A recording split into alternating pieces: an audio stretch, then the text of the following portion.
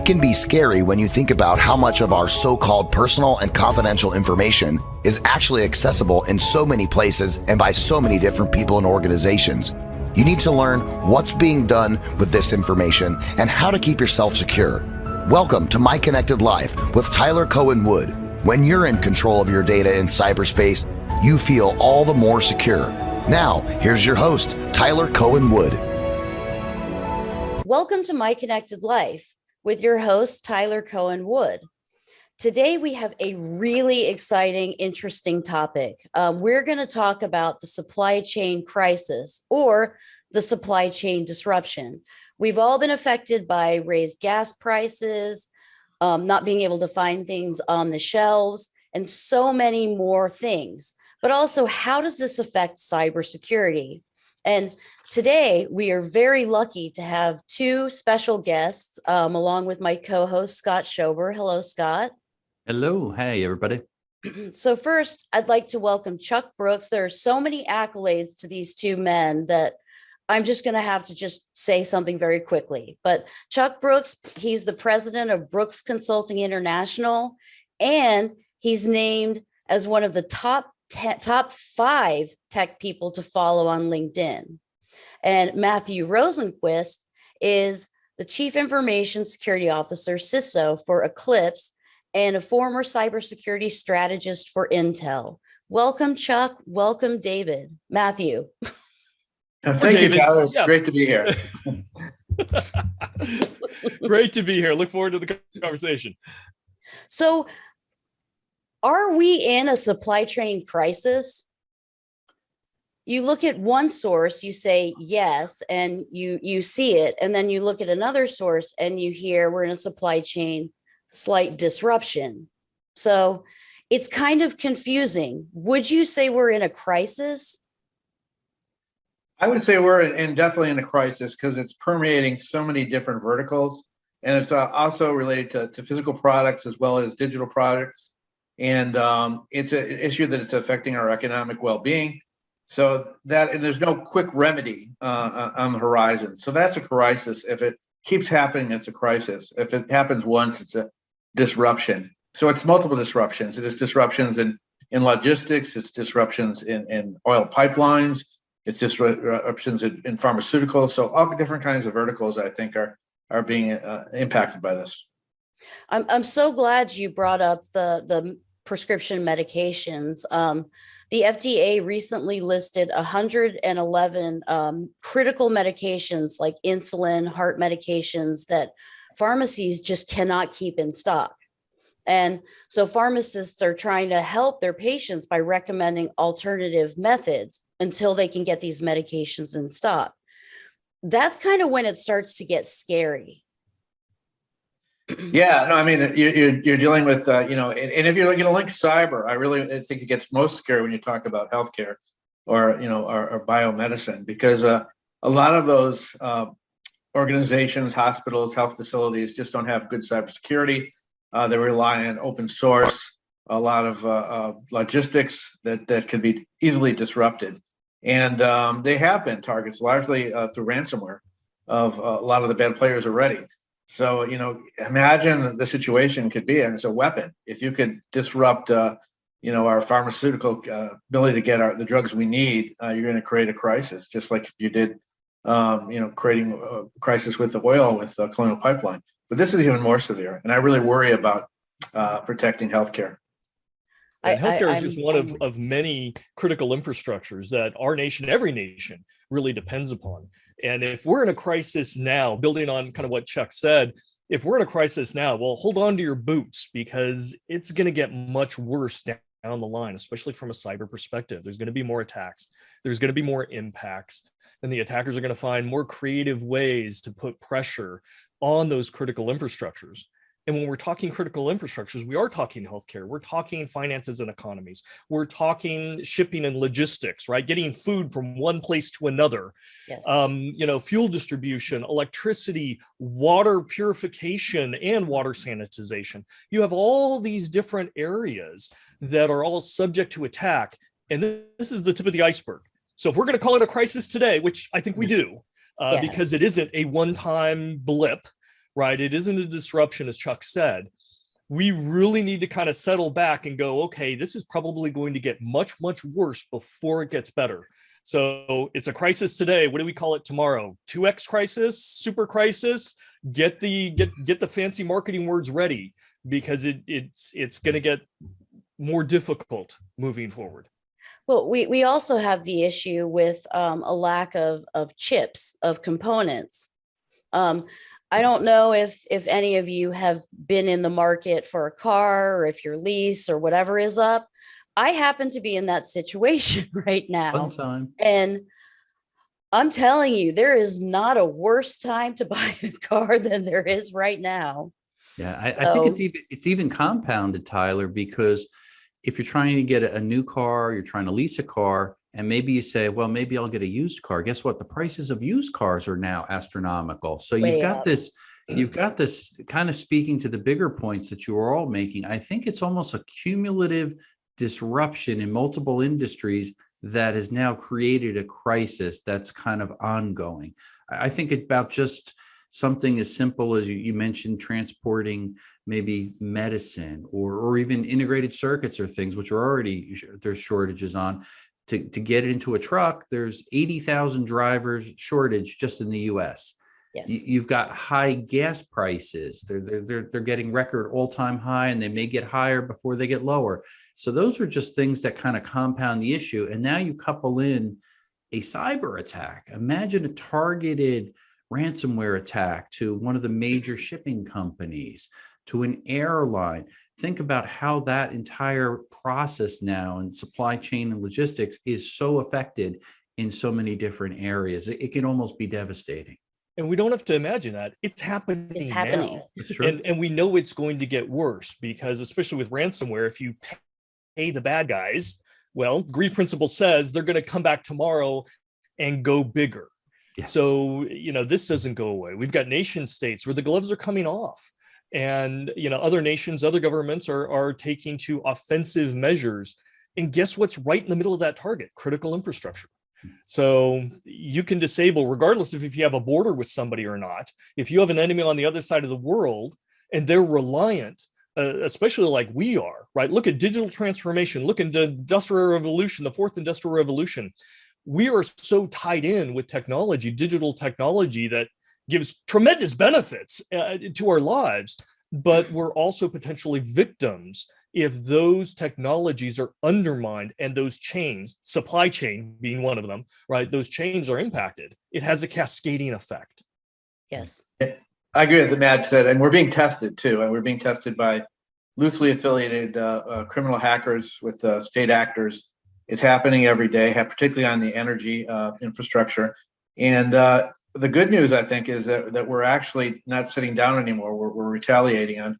Recently, the U.S. Cyber Command said that, yes, we're going after the ransomware attackers. Hopefully, what Matt was saying with some offensive capabilities, because we do have a lot of our own offensive capabilities, and we could, if it is a war, and if it does get to a next level, like Matt says, where everything is disrupted and we can't go out to the grocery store or have our medicines, I think it's imperative that we do something very visible and very strong against those instigating these attacks.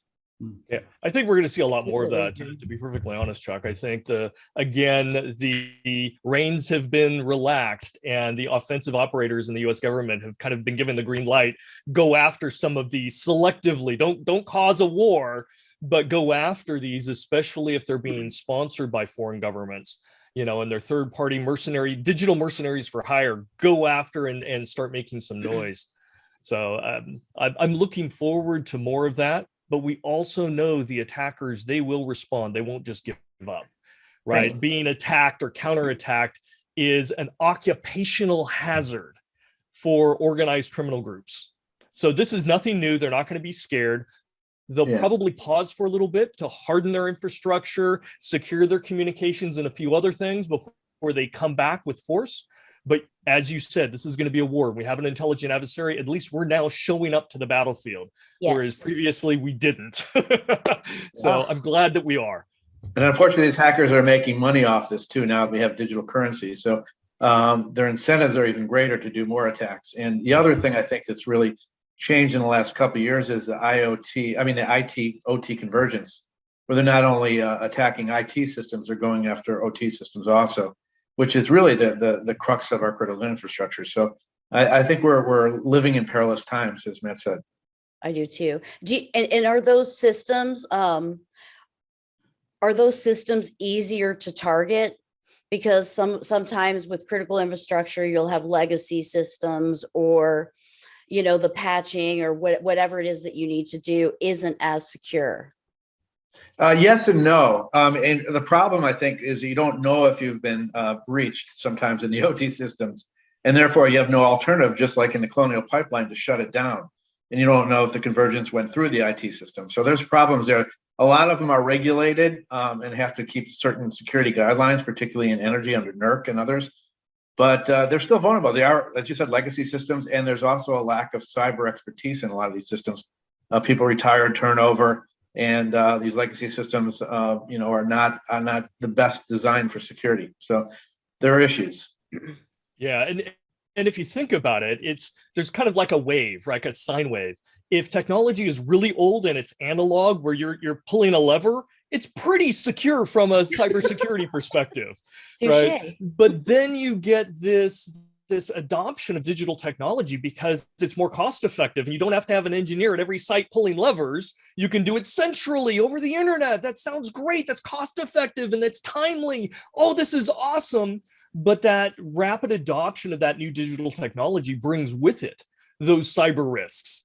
So now not only can you remotely pull those levers, well, a bad guy, if they hack that system, can. And the rush of technology into those environments, right, typically means they weren't properly vetted or tested, or aren't maintained from a cybersecurity standard. So even if they were good going out the door on day 1, day 15, a vulnerability was discovered, as we see every day, right? And if you're not constantly monitoring those, as Chuck said, and then patching them, you're opening up that infrastructure, that critical infrastructure, to attackers from anywhere around the world.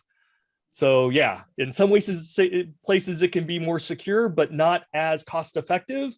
And as soon as you start embracing digital technology, it will always be accompanied with digital risk as well. Yeah, I mean, that's just how it goes. The more devices you have, the more risk you're going to have. Yeah, absolutely. Curious, any of you, and even Tyler, I'm curious, even your thoughts. Is there any silver lining looking forward? And it's hard to look forward with all these compounded things that we're thinking about. Is there anything that listeners can kind of get a takeaway? What are something that they can do to stay a little bit safer? Their small business, if somebody, in the government or part of critical infrastructure, what are some basic things that they could be doing or should be doing? Any standouts in your mind? Well, I think it starts with risk management for anyone, including individuals or small businesses, especially them, because they're the subject of a lot of the attacks. And they could do the basic things that you would do. You'd first of all have a strategy of what you need to protect, where your assets are. You need to segment them. Do you have multi-factor authentication in place? Are your employees trained? Are your routers and Wi-Fi secure? All those things are the basics. And it doesn't mean you're not going to get breached. There's still a lot of creative ways, particularly through phishing and sophisticated attacks right now that are happening. But at least you make yourself less of a target. And I urge small and medium businesses just to enact the cybersecurity basics, do that risk management. And also, you have to have an incident response capability too, because if you do get hacked, and there's a good chance you will, you need to know how to handle it, who to bring in, where to go, and particularly if your livelihood's depending upon it. Yeah. At a high level, there are two types of victims, right? There are ones who are easy, right? And there are ones that have value. So, the best advice I can give is make sure you're not that easy target among your peers, right? Make sure your security is head and shoulders above everybody else in your sector and so forth. You don't want to be seen as that easy target. And the other thing is, if you have value, you have to protect it. So everything that Chuck is talking about, risk management, know what's valuable to you, your suppliers, your customers, your vendors, upstream and downstream, right? Apply those industry best practices for that you need to protect, right? And it could be your reputation, it could be your product, it could be your infrastructure, right? And then have that long term. This is not something you do once. You need to have that sustaining cybersecurity strategy that encompasses your prediction and your prevention and your detection and your response. And it all feeds back to get more efficient and continually adapt to those intelligent attackers that are also adapting all the time. So don't be afraid, don't be in denial, and just follow some of the common sense that's out there. And all these kinds of tools and advice and so forth, they're out there, and there's experts to help. Yes. Don't hide. Yes. And especially if you're a small business and you have people working from home, you want to make sure that their home environment is as secure and locked down as possible. You don't want all their IoT devices on the same network. As you want to segment it off from your work laptop, your work computer. You don't want to have your personal assistant devices that could be recording information in the same room, or you don't want to let your kids use your work devices either. Because those are easy targets right there. That's You don't want to be that easy target. Well, I think it's a good point. Is really a kind of Matt brought up, is getting help. You're not in this alone. It's okay to ask for help, to get a third party to come in. It could be a consultant, it could be another company, because everybody is not a cybersecurity expert, and their IT department may not be able to handle it. I always think about it. Sometimes we're too close to the problem. I remember a couple of years ago, had a penetration test and vulnerability assessment done on our company. And afterwards kind of did a little debriefing, and there were several key things identified. And I sat there and scratched my head and said, how in the world could we have missed this? And they said, well, don't worry, this happens all the time. You're too close to it. You assume things. And that's what a lot of companies, we all are guilty of this. If we own a business, small, big, enterprise level, doesn't matter. We're too close to the problem. So getting that third party independent person to come in and see clearly, identify those vulnerabilities, and then hopefully you could shore them up so you're not that company that becomes the next victim there. I think it's really important. Yeah, I agree 100%, Scott. I mean, managed service providers are of great value, particularly to small and medium companies who don't have that expertise. Even if they do, they often lose that expertise in-house. And so it's a cost that they should look at in the long run as being a savings. So I think looking at all the expertise outside, particularly to do penetration testing and set up basic security, it's really, I think, almost essential nowadays. Well, and there's a labor shortage, which also there is that, yes. Yeah. And there's that. Shortages of everything, as we've been talking about. Well, I mean, I look at things and I see unemployment claims for October were 291. But we have these cybersecurity jobs, and they're not all coding jobs. These are jobs, marketing. These are jobs, sales jobs. There are all kinds of jobs that, we can train people to move into these cyber positions if that's something that they're interested in doing. Because if you can sell a car, you can sell an entire cybersecurity portfolio. And for people who are in factions of cybersecurity, but they want to move somewhere else, we have to have programs that can quickly upskill these people to get them into these roles. I believe that can help that problem, but there's a lot of other problems that I don't have the solution for. You make a great point, Tyler. I was just talking to somebody probably about 2 months ago, and they were getting a little bit senior in their career. They were in construction, so it was a little bit harder, the physical labor and stuff, but they've always had a fascination with computers, IT from the past. And I suggested, hey, think about cybersecurity. And they said, okay, maybe, what do you recommend? So we talked about certifications, this and that. And I said, you may even want to try to transition into the industry so you can actually get a job, get on-job training, and they may even pay for certifications and work with you. And sure enough, he went to a company, applied, and they said, yeah, we'll pay for your certifications. And boom, he jumped right in. So you get your toes in the water immediately to see if you like it, and you can grow and learn faster. So I always encourage people, don't be hesitant. Right. Make it part of your life, your hobby, your career, but you got to try it. Take that initiative, and maybe a company will help along the way with some of that education, get you certified to get you up to speed much quicker. And there you have a lot of growth potential then, depending upon what niche you end up choosing in cybersecurity. It's good to see also Yeah, great advice. It's good to see the government's also looking at more creative ways like cross-training. I know they're doing a lot of training of veterans now. So those programs are good. A few years ago, I wrote an article that we should encourage Native Americans to be cybersecurity experts, because a lot of them don't want to leave their land. They want to be with their community. And now there's a perfect opportunity, I think, for a lot of those type of people that are at home to be able to use those skills and help. So I think there's a lot of creative, we can find ways to sort of fill the gaps that are so blatantly empty right now. Yeah. Right, and I love because- ex-military because they've got that Yes, right I do too. adversarial mindset as well. Yes. So we've got lots of resources. We just have to be smart about it. And also, you know, I'd throw a call out to say we need to drive STEM in schools and get people involved earlier at a younger age. Yes. And cybersecurity needs to be part of every engineering curriculum, every software curriculum, you know, all these different things, because there is and will be an element of connectiveness and digital, you know, security for all these jobs moving forward. So we also have to start those next generations that are coming up to have the right skill sets and mindset for this. You know, I would even take it a step further, because we're at a point now where cybersecurity has to be part of everyone's role. They have to have an understanding. So I believe it should be taught as math is taught, and reading and science. Cybersecurity just needs to be part of that, because that's the world we live in, and that's the world of the future as well.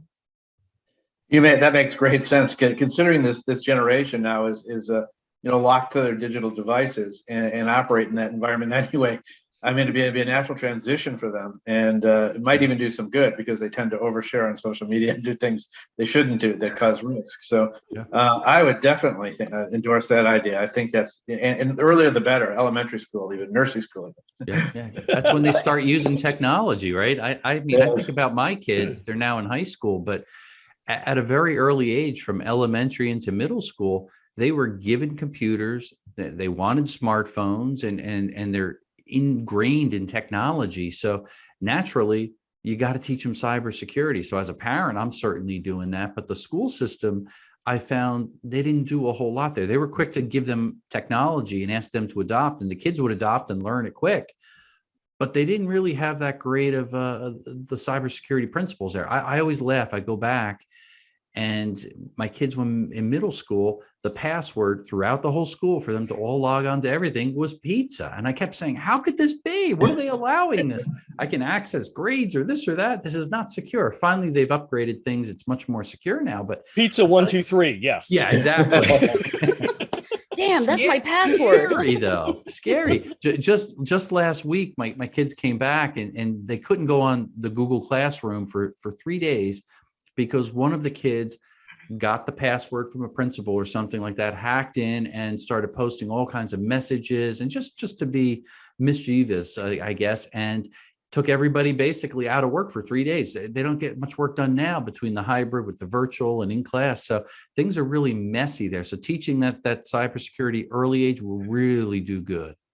Well, they understand technology. They understand the technology, but they don't understand the cybersecurity implications. Or like what Chuck was saying earlier, they overshare everything, and they also don't understand the privacy implications of that. And that's what needs to be taught. And I think there's an opportunity here for cybersecurity professionals, because I actually volunteer in my community. So I go out to the grade schools and the high school, and I teach cybersecurity and privacy and all those. And it's not only to the kids. We also do forums where we invite the parents in as well. Mm-hmm. And the first thing we talk about is, okay, you gave your kid, or you've got these people, your finances, your personal data, this can affect you. If your kid's PC that you bought them for gaming gets hacked, it's on your network. And your other PC that you use to log into your bank may get hacked as well, and you may lose your assets, right? So it's relevant to you. It needs to start with the parents, but it needs to propagate out. And security professionals, we should be volunteering in our communities, because there is a huge issue. And the more we get ahead of this now, the better off there's going to be less issues later that I have to deal with, right, as they join the workforce and become a productive member of society. So it helps all the way around. Yeah. And what Tyler said about privacy is so true, that they don't realize what they're posting might be seen by the college admissions officer or later for their first job. So they're creating a record that could be a very poor when they go to look where they're going to hopefully get in for college or for their first job in employment. Yeah. And they are very trusting. I've noticed a lot of teenagers even that will share passwords between applications and so many things. And I'm sitting there just saying, what are they thinking? And then you ask them and they say, what's the big deal? What can they do with that? Well, the fact that they reuse that same password across all their apps and all their logins, that's when it starts to become a real big problem. They don't get it yet. So some of them are really good with technology, but that cyber side, they're still a little fuzzy because they didn't learn it early on in school.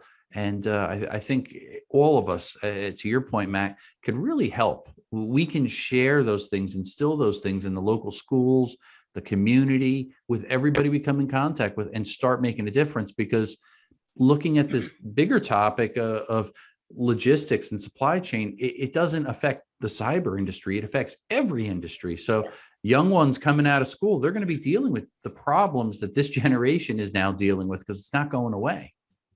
What is causing the supply chain issue? Is it gasoline prices? Because I know that it all works together. Like one thing, it's like the domino effect. One little piece falls and the rest start kind of falling into place. Is it the high price of gasoline? Is it labor shortage? What is it? I say yes. In other words, it's all of those things. Look at something as simple as just our economy versus, say, China. If you look at last year versus this year, just containers, 40-foot containers coming from China to the US, if they can get into the port, that is, they're $20,000 more per container. It's a 500% increase. We have to buy some of our components, electronic components especially, that come from China, Taiwan, Singapore, different areas. The cost to get these things in and the added tariffs that are now applied to a lot of the things are driving the prices of our finished products up significantly. We sell mainly to the US DoD community and the companies that are, dealing with security problems and things with the wireless nature. But what does that do? That translates to a large increase in prices just because of that little component alone. So if you take that and now multiply it by all these different verticals tied in and all of the logistics challenges to get it from point A to point B, that's what I think is part of the bigger problem. It's not any one of these things, because we've had problems like this for decades in any one specific area. Gas prices up, gas prices down, shipping problems, prices go up, problems down. You add all that together, and now I think my fear, and probably as well for the three of you, add that cyber component in the not too distant future when it's targeted attacks to any of these verticals. That's when it becomes a complete mess, the perfect storm for problems. Yeah, it's really a national security issue too, because we should be producing our own chips. We shouldn't be relying on foreign countries for all these vital technological components, and we are. And maybe this is a wake-up call for that, because prices are going to go up, or we may not be able to get them if we're in a conflict with one of our adversaries. So we have to really review this whole situation in terms of supply chain. This is going to be one for the textbooks, to be perfectly honest, right? And a lot of this, the logistics issues started with COVID. And, you've got a shortage of workers. You can't bring ships into ports. You look at San Diego and there's, 40 something ships sitting out there. It's never happened before, right? We can't get enough workers on the docks to unload the ships, much less process the ships in, and so, okay, great. And even if you do that, now wait a second, we don't have enough truck drivers to actually put it on the roads, right? And so you start getting this snowball effect. Now, normally when things are running relatively well, there are economic factors, right, that compensate, right? If you want your package a little faster, you just have to pay a little bit more. But now, if you don't have those structures to do that,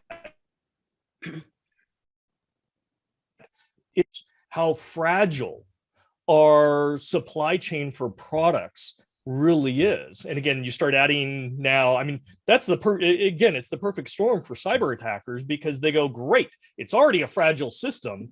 Now I'm going to go hit them with ransomware and they're going to pay me. They don't have the latitude to be offline for a day or two. They're already struggling. They're going to pay me, right? Easy money. And that's what we're seeing. So it is going to get worse, because that feeds the financial motivation of cyber criminals. Now, I'm glad you brought that up about the ships. I'm going to read this. So as of Thursday, there were 97 ships waiting to dock at the ports in Los Angeles and Long Beach, 68 of which were waiting at least 150 miles off the coast. New policies have instituted to have ships anchor hundreds of miles offshore. And at the same time, the executive director of the Maryland Port Administration says that, well, we don't have problems, so send those ships here. So now those ships have to find a way to get from California to, I mean, they obviously can find a way, but it's not a very short distance.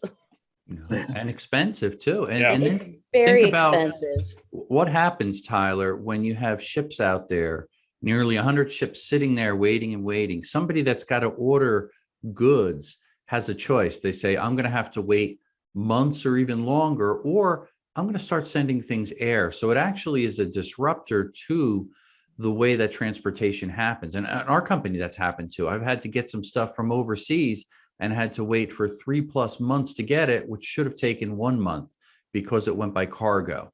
Now I said, instead of spending any money toward anything in the shipping industry, everything's going air. The cost difference may be $2,000 to $8,000 for a particular shipment.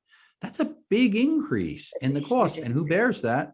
The end customer. So if that's just happening from a small side, that I see this as a small business owner, imagine very large companies and the effect that that will have, of course, on their bottom line, but expectations and everything else. And for some of that, for some things, you can just switch to air, right? Yeah. Microprocessors, yes, you can ship them via air because they're not big. But what about for cars? What about for refrigerators? You're not going to put that on because it's going to double the price, right? So now you've got this impact to the economy, and we're seeing it, inflation, right? Things are costing more because the supply chain is costing, because of the delays, because of the waste in the system. Those ships offshore are still burning oil, right? They still have to pay their crew. They're not getting paid for their shipments. So there's still overhead that's accruing for that. And now you've got, especially for large consumer goods, that you can't put on a plane. It just financially doesn't make sense. And what about a car? You're not going to put a car on a plane to fly it over. It doesn't work. So there are limited options, which again constrict and twist the options of what we have. Oh, that's a great point. That's a really good point. Don't buy a car right now. Yeah, Tyler. Buy a bike instead. I know. It's like, I think I want to just get the car that I've been leasing because it's easier. It's in your hands. And I know it has components. And then you think about too, the rare earth minerals, and we don't have some of these minerals in this country that we're kind of dependent on. And that's a problem. And we had a lot of them in Afghanistan, unfortunately. Yes. And Africa, and Russia. Yeah, titanium out of Russia. Sure. Yes. Yeah. Gosh. Yeah, I think that's going to be more challenging. You think of something just as lithium, for a lithium battery, as we see a slow migration toward electric vehicles. I mean, I've started with stuff in that industry back in 2010. We've been selling testers to help with the big rapid electric vehicle build out, and our tool is really focused on for the chargers, where to locate them from an RF perspective so they can communicate properly. We've seen probably 100-fold increase just in purchases of our tool because of the EV build out. And what does it represent? 1% of the cars out there, if that. So wait to see what's going to happen soon. But yet an electric vehicle has got so much more electronics in it. engine control, so on and so forth. You look at the contrast, old cars versus new cars. What's going to happen with all these shortages in logistics? It's again going to pause that industry from jumping out there. It's going to have long-term effects, I think, that are going to take years for certain industries, I think, to catch up or get back to where they were, if they ever can. Do you think that there's something that could be done now, that a few little tweaks that would help the situation? There certainly is, in the sense that, think of who is probably hedging their bets. The very large corporations. Imagine if I'm just going to pick on Apple for a moment, and you're building X number of millions, if not billions of phones. You've got a big supply chain issue. So when you're going to buy X number of integrated circuits, you're probably going to double that amount and say, let me warehouse these until I could design my own and stop being dependent upon this third-party source in Singapore, Indonesia, wherever else. I'll just make them myself. That's what's starting to happen. Now, that's going to cause disruptions a year to 2 years down the line in the world of integrated circuits, I think. So shortages now will have long-term changes to the whole supply chain down the road. And I'm seeing that clearly. I'm getting quotes on a lot of things. The other day, it was 77 weeks for one critical component in one of our units. 77 weeks. How long is that? Customer. What's that? That's a long time. That's well over a year. We're talking about, I have to put orders in now to get delivery in Q1 of 2023. I have government customers handing me orders now for budgetary reasons that they need to get their stuff delivered early next year. How do I meet that demand? I can't. You have to pay that up front too when you make those. Yeah, purchases? A lot of it I have to pay it up front, and then I pay it at the back end with added tariffs and other mysterious premiums and things. So it starts to affect the pricing structure of many companies. And I think that's a huge concern going forward, because I think all of these things play back to what inflation. It's going to affect inflation one way or another, whether we like it, I think. And that's the price to pay as these. It already has. Yeah.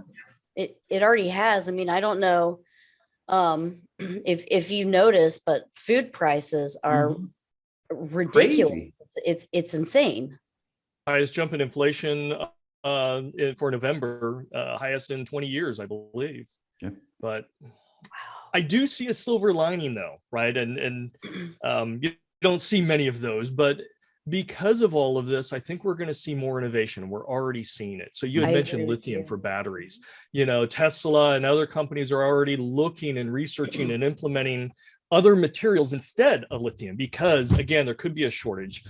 Countries could throttle the availability, and demand is going up. So they're looking to jump ahead. We look at the rare earth metals, especially in semiconductor industry.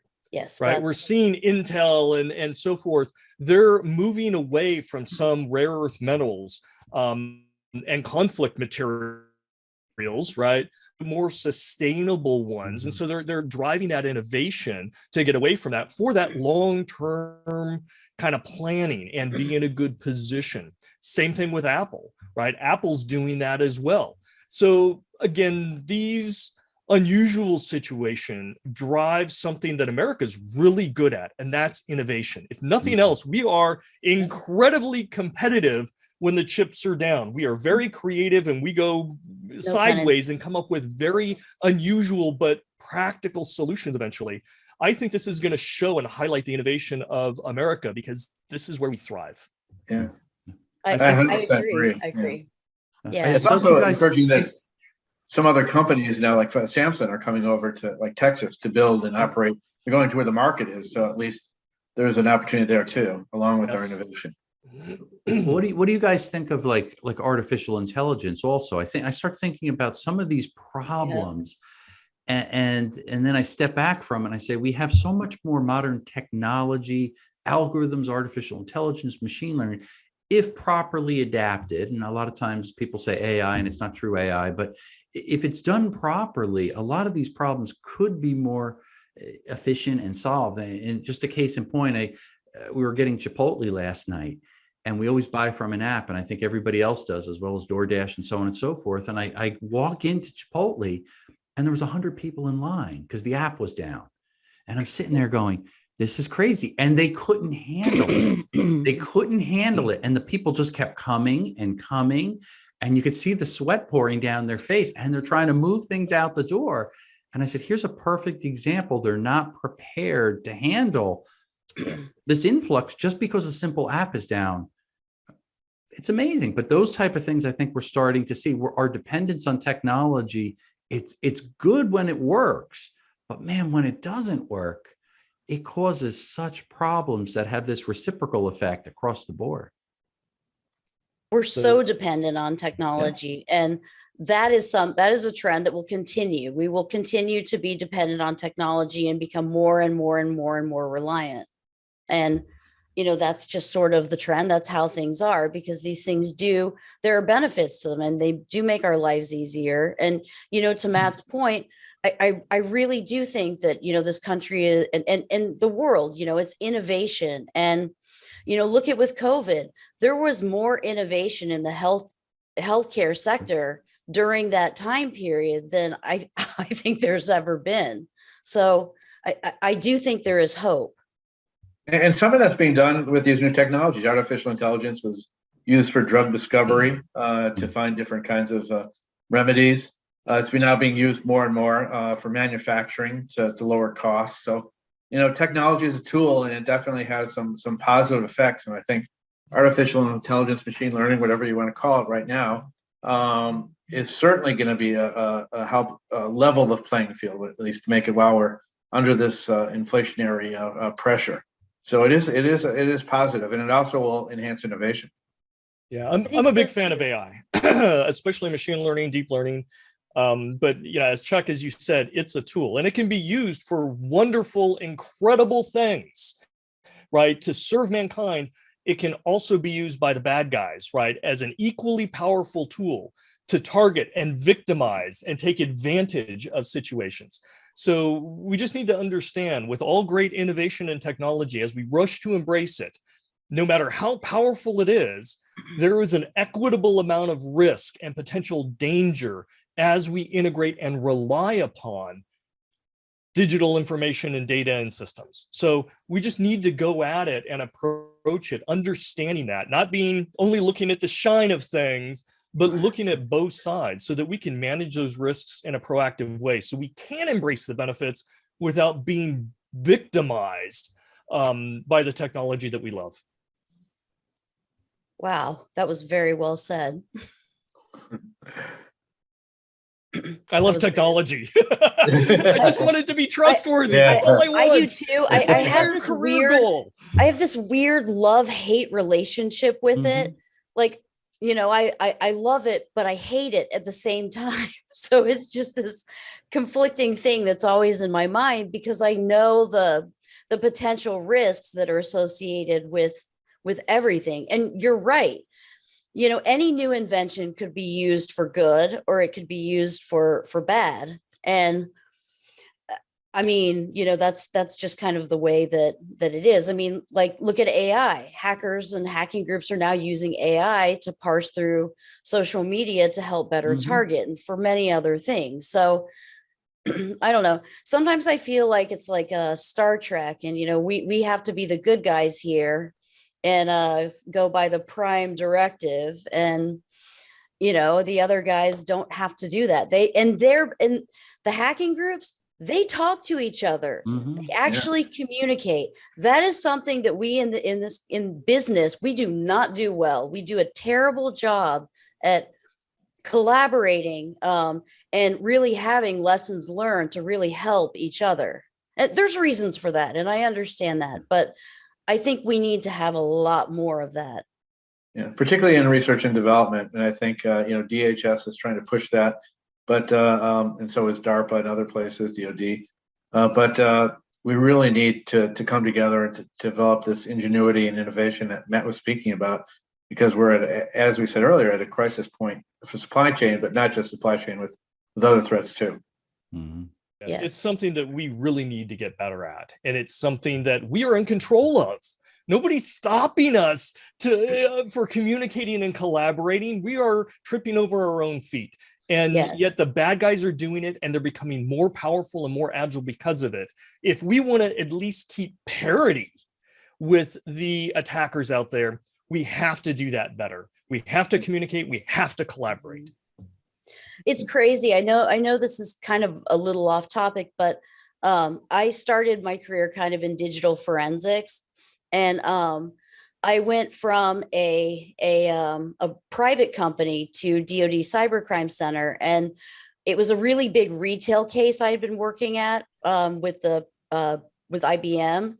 And when you're doing these cases, you just memorize the IP addresses, you memorize everything about it. And I happened to switch jobs, right after that case, and I started a new case. And just because those numbers were still in my head, I just put them in, and you're not going to believe what I found. Exact same attacker, exact same methodology. And I kind of collaborated with myself in a way, but that's sort of what we need, because the time it would have taken for someone else to find that without having known that stuff prior, it would have taken forever. You're right. That's a resource that should be shared. And we're talking about supply chain. I mean, that also is an avenue, for hackers. I mean, it started, years ago. I mean, Target was fairly recent too, where third-party vendors are being used because they're weak links, and you don't know who's in your supply chain. So naturally, they go to where the low-hanging fruit is, and supply chain for hackers has been part of that ecosystem of low-hanging fruit. And that's something we have to really address, right? Is especially in that software supply chain, because all the suppliers and companies out there in the world, they're using software. And so when we saw SolarWinds, that was a wake-up moment. And the security professionals for decades were saying, hey, this is going to be a problem. And people were kicking the can, down the road. And all of a sudden when SolarWinds hit, well, wait a second, this is a problem. And luckily there wasn't severe damage that the attacker wanted to do. But if they wanted to, they could have crippled our critical infrastructure. They absolutely could have. They were able to gain those rights and access. And it, probably fortunate for us, they were just looking to gather information instead of actually doing harm and burning environments down. But if it were a different attacker, right, something really, really bad would have happened. We have to worry about that for all. I mean, we've got the, a recent vulnerability this week, right? All the security pros have been up this poor weekend, worried about Log4j. And it's big. It's a 10 out of 10 kind of vulnerability. But that is a piece of code that people use, right? Grab it and throw it in their software, put it in their production system. And it's a supply chain issue. It's not code that they wrote. It's somebody that, something they're grabbing and using. It's an open library, and we have to worry about that. And we're going to see more and more vulnerability in that space. And in this case, kids were hacking Minecraft servers, right? People that were not technical at all were undermining major environments, and it's easy, unfortunately. So we're going to see things like this again and again and again that can undermine the security, the trust, the integrity, and the confidentiality of these software systems that run, well, everything. We don't have a solution for that yet either. I mean, this is there are some patches that you can do. I think the explain? big fix is going to be when a major revision comes out, which will probably get pushed forward. But this is the vulnerability du jour. We're going to have more tomorrow and the next day and the next day. The system has been designed, and coding and product development has evolved to a state where there aren't deep checks like that. And when a vulnerability does get discovered, everybody first asks, do we use that? Well, I don't know. How do we find out, right? There's not even a database to say what you're using and what versions you're using for many organizations. So it becomes, let's start from scratch and start looking under rocks. Well, that isn't very efficient, right? So there's so many things that need to get better here. Yeah, one of those could also be that using a software bill of materials, which is now being pushed by DHS, so you at least know what's in your code, and who, first thing is knowing what's there. Yes. And and identifying it. So I'm hoping that has legs. It looks like it is. It's being adopted by DoD and other parts of the federal government, but that's just one step. We need to do more. I think it's a good step. It brings a lot of overhead, so there'll be refinements to it. We saw that in the software and hardware industry, firmware and operating systems and so on and so forth many years ago. And everybody went forward and said, oh, this is a great thing to do, until they started doing it and realized it bogged things down so much that they had to pull back and find kind of an optimal balance on what to track. And I think we'll get there in this space as well, but it isn't an instant fix. It's something that we have to learn and adapt to and then craft for wherever we're at in our evolution in this digital transformation. One of the things that I keep thinking about is to help with, the ships and the order or the priority that they can get on dock. I know some of it has to do with having trucks there, but, having a very good inventory system. So what are perishable goods or what are medications, what are things, so that they can get in first. Because this is not like when COVID first started and you couldn't find toilet paper. This is medications. This is, much more important stuff.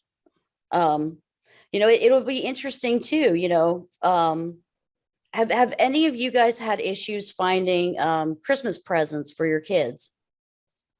I can't get a replacement video card.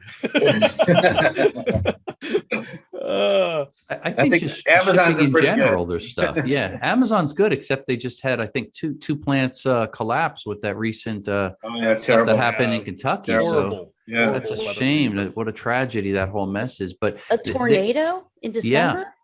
Yeah, well, it was how many people have passed away from that? I heard 60, 70, 100 that have died. That's pretty critical, and it's heading, I guess, headed out to the East Coast there. But you take something that's like a natural disaster like that, you couple it with kind of pandemic, post-pandemic mess that we're coming out of as the economy's kind of getting better, inflation, all these supply chains and logistics, and then you just throw cybersecurity anywhere in that mix. To me, it's the perfect storm again and again, where we really have to say something has to be done across the board, because it can get a lot worse. That's the part that I kind of envision looking ahead. We think it's really bad with a lot of things. Our package doesn't arrive, prices go up. It's hard to get certain things that you can't buy, but it can get a lot worse. And I think that's what we have to realize if we don't all start working together and acting now, and use technology where we can to make it better. And sometimes we've got to back away from technology, because sometimes technology is part of the problem and it's part of the solution. So understanding it and putting it in its proper perspective, I think, does help in a lot of these conversations. I think you're right. And there's a dirty little secret that we don't really want to talk about. Talk about it. Unfortunately, it's a good time to be a cyber criminal right now, because of everything that Scott was saying. Lots of victims, lots of target, lots of money out there, lots of value, lots of motivation. There's fragile systems, and we're going to see it. And it's not just with the hackers that are there now, right? We're going to connect another billion people to the internet. And a lot of those people are going to be coming from countries and regions that are economically strained. Mm-hmm. Over half of the population on the planet live on less than $20 a day. And when you start connecting them, they see being connected as a lifeline. It's the ability to be able to put food on the table. And if cybercrime is something that will do that, transform their life, be able to, again, food on the table, kids can afford school, things of that sort. And it's, so easy, and there's so little chance of being caught, we're creating an environment by our lack of securing it. We're creating an environment that's conducive to attracting a good chunk of those next billion people to become cyber criminals. Mm-hmm. Right? So our lack of action good point. Will bring those to the table. And I don't want to fight the next billion people. I don't either. I don't need them to join this fight. No, you don't. No problem. It's so there's even jobs within this industry that are maybe borderline. Like, there are businesses that now they will help negotiate your ransomware down. Mm-hmm. Is that criminal? I don't know, but they make money. Yeah. I think it should be criminal paying ransomware, right? We Yeah. should not be paying extortion. It just propagates the problem. Makes it worse. I think too, if we think about it, sometimes there are things there that are enabling it, but nobody does anything about it. And I'm thinking about just the dark web, cryptocurrency, both things that have very positive influences in certain ways, but there's a lot of negativity associated because cyber criminals lurk there and can be so successful. You can't catch a cyber criminal easily when they're anonymous. They can make a lot of money. They can do it from the convenience of their home. And yet the dark web is still out there. It's being patrolled. They're catching people here and there. The amount of money and resources to do that is astronomical, though. Yes. And the time that's spent there, instead of doing good things, sometimes you look at it and say, what in the world is going on in this world? And then how they can hide behind a lot of the cryptocurrency. And again, stay anonymous. It's difficult. So sometimes these good technologies, when they come out, when they're used improperly, as we talked about before, those become kind of almost like an enabler for it to get worse and worse and worse. And it's hard to fix it because that's part of the problem. Well, I'm a big fan of cryptocurrency. So, and it's the same thing for AI, right? If cyber criminals are using AI, do we say AI is bad and let's just shut it all down? No, it doesn't make sense. Same thing with cryptocurrency or quantum or anything that we want to talk about, right? I mean, cyber criminals are using cloud. Do we shut down cloud? No. Cyber, or criminals in general have blossomed since the introduction of the internet.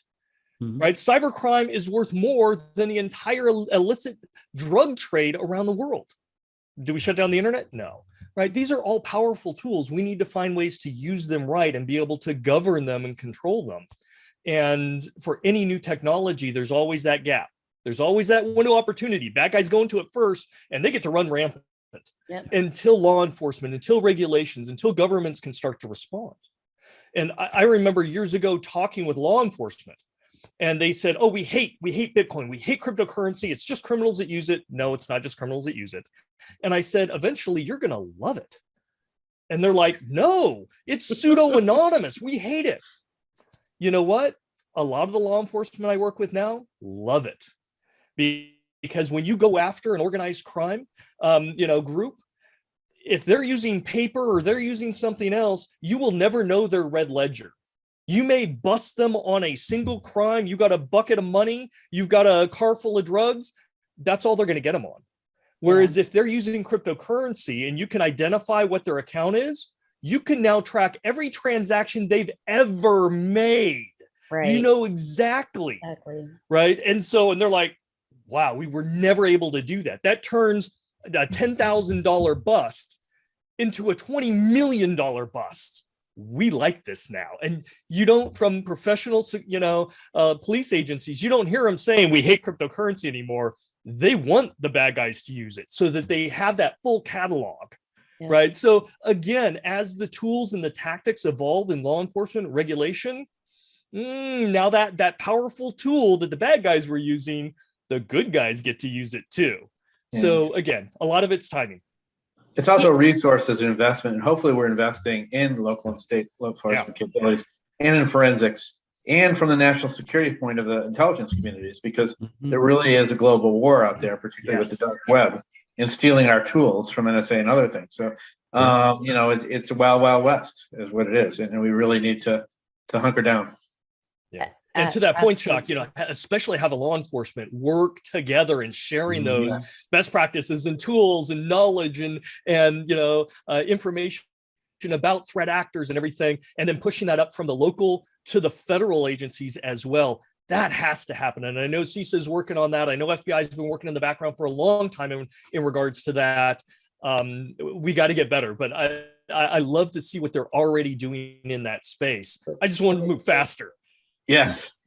I know we're running low on time, so I just have two more questions. One, so companies, if you're a healthcare provider and you get hit with ransomware and you didn't have proper protective measures or an incident response policy, are we going to start seeing companies having sort of a stash of cryptocurrency waiting just in case they have to pay a ransom? Well, they have been paying. We don't know how many of them have been paying, but they have been paying rather than go through the headaches, of trying to get their systems operating again, and also because of liability issues with some of the medical equipment patients. So they have been paying, and it's quite plausible that they do that if they don't get the right resources and help now that they desperately need. And I know there's some independent groups out there that are actually volunteering and helping them create better cyber defenses. Some hospitals have one or two people working and have no real conception of the threat landscape. This is relatively new for them, but now they've been hit so much in the last couple of years that they have no choice but to do this. But I think some of them are looking at having, one of the alternatives is paying, which I think is a bad idea, but they're doing it. Yeah. Early on, I know some big tech companies that were very tech savvy were stashing some cryptocurrency in the event of that. But I think most companies now, they're going through a third party. They're either going primarily through their insurance carrier, and they've got their own vendors that deal with figuring out cryptocurrency and everything, or they're going through a private negotiator when something bad happens. But I'm with Chuck. I am absolutely in the camp of we should not be paying these criminals for their extortion, their digital extortion, because they're just going to keep coming back. Yep. And we're looking at billions of dollars flowing there that now they're investing in these new vulnerabilities in 0 days. We're just giving them more power to attack us. Yeah. So anytime somebody's impacted by ransomware, that needs to be a wake-up call. You've got deficient security controls. You need to be paying more attention. You need to be more proactive and have a better sustainable system versus paying the person that's going to keep coming back. And by the way, when you pay it, you get to be on the special list. And they're going to come back after you, and they're going to share that list with other criminals because they know you're a victim that's going to pay. So they're just going to keep coming after you. They collaborate. Absolutely. And I'll sell you my list. Yeah. Right. I'm a bad guy. You're a bad guy. I'll sell you my list of victims that paid. Here you go. That's the way it works. And it works. So we're running low on time. We have a couple of minutes left. Does anyone have any final thoughts? Because if not, I'd like to ask a question. Ask the question. Go for it. You're the host. You can do it. Because we have just a few minutes. The next show is on cybersecurity predictions, and you guys are experts. We're all experts here. I want to know, what are your top cyber prediction for in the cybersecurity space for 2022? What do you think is going to be the most important thing? Chuck? Well, I don't know if there's one most important, but I think you're going to be seeing, as Matt said earlier, a lot more attacks on critical infrastructure. And I think there'll be much more of a focus on the IT-OT convergence. And there'll be more measures. There's legislation right now calling for more fortifications, but I think it's going to be the point where maybe the government actually takes more responsibility for protecting the private sector, particularly with energy and healthcare, and perhaps financial and other areas. But I think you'll see a sea change of policy if something bad does happen. Not a good prediction, but it's likely. And I'm actually working on my 2022 predictions. So I've got 11 of them. I won't go into detail, but I'll give you a short list of what they encompass. The relevance of cybersecurity, cryptocurrency is going to be some interesting changes there. Quantum, we're going to see some things happen. AI, ransomware, no surprise there. Critical infrastructure, we've been talking all about that this entire show. Cyber criminals, we're going to see a rise. Foreign policy, we're going to see cyber attacks really kind of feed into that. We're also going to see oppressive governments using cyber and cyber attacks or issues in that space. Law enforcement is going to get some good wins, and I think there is going to be a much stronger public-private cooperation and collaboration. And part of that is some of the regulations, part of that is some of the information sharing. But if nothing else, doors are going to open and phone calls are going to be made, and communication is going to start to happen more next year. I'll throw in one more that just kind of stood out. It's a little more focused that I'm predicting is ransomware and cyber attacks targeting the electric vehicle market, because there's a lot of vulnerabilities out there. There's a hard push with all the investment that some really large companies have put out. Now they're looking to start seeing some of that return.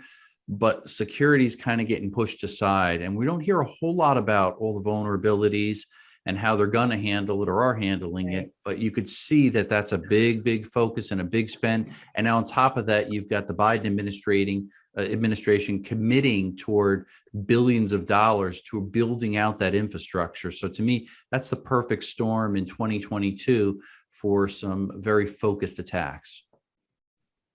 And yeah, go ahead. And another vertical I think we have to look at is space. Just a couple weeks ago, one of the generals announced that our satellites are under attack every day, and we're more and more dependent for our communications and monitoring our infrastructure with space. So that's not even a critical infrastructure under DHS yet. It should be. That's another one. Yeah, and I think they're going to be targeting a lot of the ground stations, which directly affect the satellites. It's a lot easier to attack some of the ground stations and the communication, which in turn will have these birds crashing into one another in no time. Well, it's going to be an interesting year. Thank you guys so much for coming on. This was such a great episode, and I hope to have you guys on another episode. Thank you so much for listening to My Connected Life with Tyler Cohen Wood. Thank you. Thank you. Thank you much. Thank you.